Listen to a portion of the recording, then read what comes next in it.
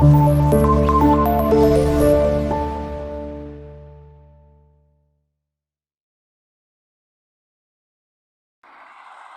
jira bara. Wala sima namatti. Kunni nama kana jira. Haadha isaa dhiisa. Waan baay'ee dhaabartiktooyi kana jedhe seentee hojjette ashandaa baay'ee argachuu dandeenya jechuudha. Rabbiin isin gargaaru saree. Laa wallahi reedii miti reediin dhiisina. Reedii dhiisaa isin hin jenne dhiisina isa. Dhiisina jenna harkennatu. Haadha isaa dhiisa malee wallahi nama guddaadha bannaa taachi wallahi nama guddaa jechuun nama mana ofii taa'ee salaatee harka rabbii ofii jala qabatee du'aayii namaa godhu malee nama tiktook irra oofanii gadi galabbatanii miti jechuudha. Yoo namni mana banatanii warra akkasiitirra jiraatanillee dhooggaa jechuudha. Dhooggaa. Akkanaa kanafaa jira jechuudha. Mee kan ammis taaliin kun amma barkun dakanaa akka jiru waan birooti kun waan birooti jechuudha. Akkanaa kanafaa ashandaa godha. Amma kun namni kun eenyu ni beektu? Eenyu namni kun amma?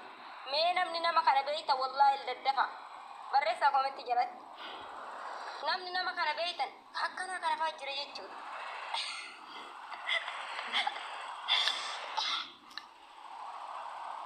Isinii bida tokkollee. Isinii bida koo ashandaan baay'eetu jira.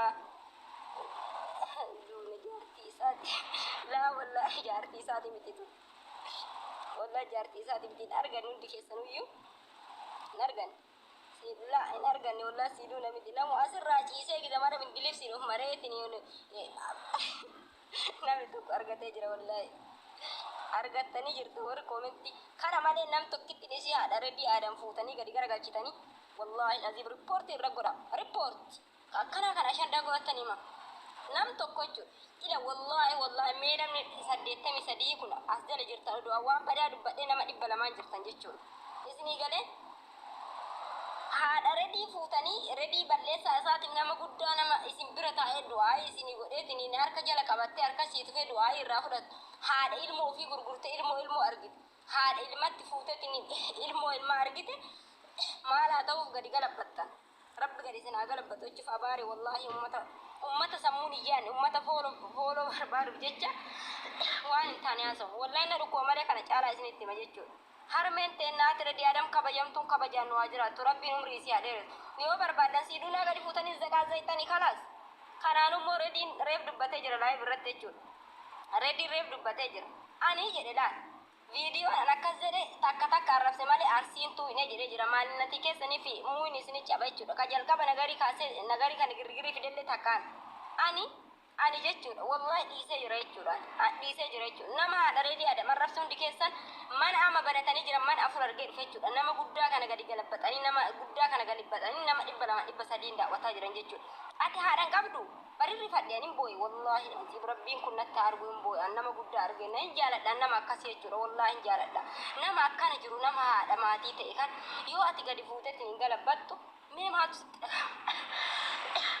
wallahi hin booyi wallahi rabbiin kun natti argu hin booyi jechuudha hin booyi wallahi hin booyi jechuudha harmeen teenna kabajamtuun kabajaan nu jiraattu rabbiin umrii isaanii haa dheeressu wallahi ma'aamaatii ilmoo isii jechuudha deettee ilmoo isii nama ilmoo isii gurgureetini wallahi argu rabbiin isii haa taasisu jechuudha inshallah namni haadha reedii adam gadi garagalchitan immoo rabbiin isitti argu abdii ilaal abdiin dhufe abdii ati mootu sitti madagayi aite fuute akka reedii jechuudha haadha reedii ta duute jaartii duute gizorii reediin gaggaragalchanii arrabsaa jirarree wallahi abdii si argee jira jechuudha hin kollee wallahi abdii ati haadhan qabdu maa abdii jechuun reedii gadi galabbattu maa siiduuna walii hiite inte jaartiin barduuta iyyuu waa haadha reediitii miti taati galabbatte sun bar abdii haadha reediitii miti taati galabbatte sun rabbii keetii jedhi wallahi akka reediitii jechuudha haadha reedii jechuudha jaartiin qaata umrii taate amata tokko geettee jirti amata geette na fakkaatti isinii galee kanaafuyyuu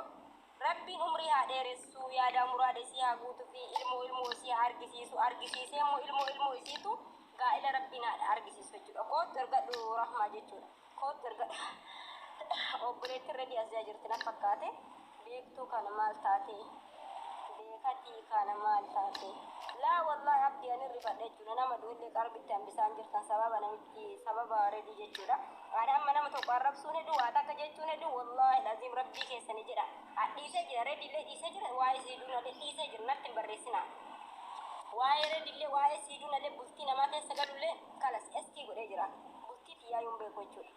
Kanaafuyyuu namoonni haadha reddii gadi garagalchitan kootta ergadha. Kootta abdii ergadhu kootta abdii koottu gadi. Rakkoo ati gadi garagalchitan. Nabaasi ganni nagasitti ma. Gadi garagalchitan kootta. Gaafa argisiin isin gaafa bira galee gaafa inni isin arrabse inni asii ka inni haadhatee muka udditti isin naqa haadhatee sana yoo isin jiru sitti dhagaamu kanaa miti maqaa keenya. Sagalee kennamu maal jettame? Salamtu. Sagaleen kenna gaamu. Maal jettu wallahi hin dhagaamu. Hin dhagaamu amma. Hin dhagaamu xiqqoo ol fuudhu.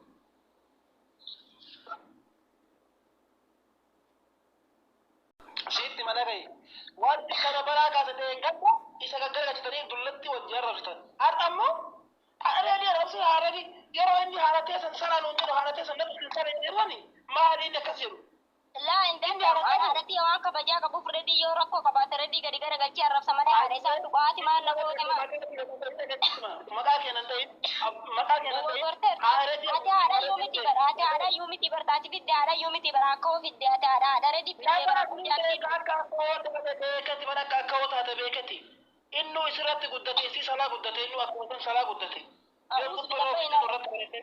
Bainarraa kana bainarraa ani waan bareedaa dubbachuu dhufe malee namni arrabsita koostu ol galaati amma dhiifama gaafadhu yaa rabbi naa dhiisu. Maqaa keenan ta'in.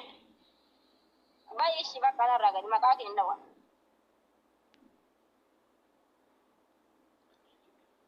Daddafaa jechuudha. Namni guyyaa haadha reedii arrabsaa oolta ergadha. Kuuwwan natti ergatina. Namni arrabsaa oolta sababa waan haati isin goote himtan jechuudha. Waan haati reedii isin goote qofa himtan.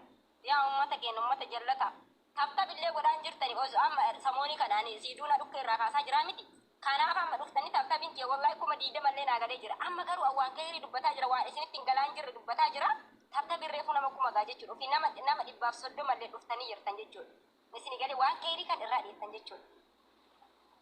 Lafa ergadha. Tapta sheer koppiliinki godhaa ummata haadha reedii arrabsaa waluu kulli naa fidaa jechuudha.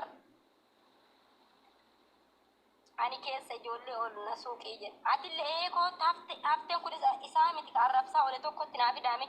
Nama haala gaariin arrabsaa oole wayiitu jira. Mee as jala jiraate naa fidaa. Naa fidaa. Kootu gali na dhukkuballee baay'ee haasa'ee hin danda'u. Ati na arrabsite? Maaltu si dhukkuba? Ganni maaltu si dhukkuba? Wallah qubanna qabe sagalee akka jijjiiraman argitu. Uummata naa baare. Uummata naa baare sin. Afachi amma atiin arrabsite qoy. Arrabsite miti. Akka magiriiba irraa arrabsi amma cufadhee ba. Rabbisi haa nyaatu amma wanni asiin jechuun fudhate. Darba gadiima falfala. Amma dhiisi. Amma dhiisi. Wallah arrabsa olti si argee jira. Wallah amma dhiisaa kanas. Jechuun reedii namitti godhe. Reedii namitti arrabsa. Na dhageeffadhu si hima. Ila dhageeffadhu dhimma haadha reedii arrabsuu irraa dhageeffadhu. Inni ka irraa dhalateeyyuu arrabsuu isan qaanfachiifne. Oromoo darsii miliyeena 20 keessaa ba'ee wayita miliyeena 20 san keessa haati hin jirti. Wayita haadha isaa arrabsu inni hin qaanfanne. Isin haati harmee miliyeena 20 ka arrabsu inni muka isinin naqa jedhe haadhatee sana nassale jedhu san ka inni sun isinin dhukkubsin haadha takkatti isaattu isin dhukkubse miliyeeni 19 isin miliyoon 19,900 isin dhukkubsine haadha isaa takkatti isin dhukkubse maa kijibdaan. Laa beeyni nu arrabsi barila reedii. Sana kaayyeedha gadaba hojjetu kun gadaba gudduu teessisaleetti qaala. Ila dhaga ilaala haftee dhageessisti malaa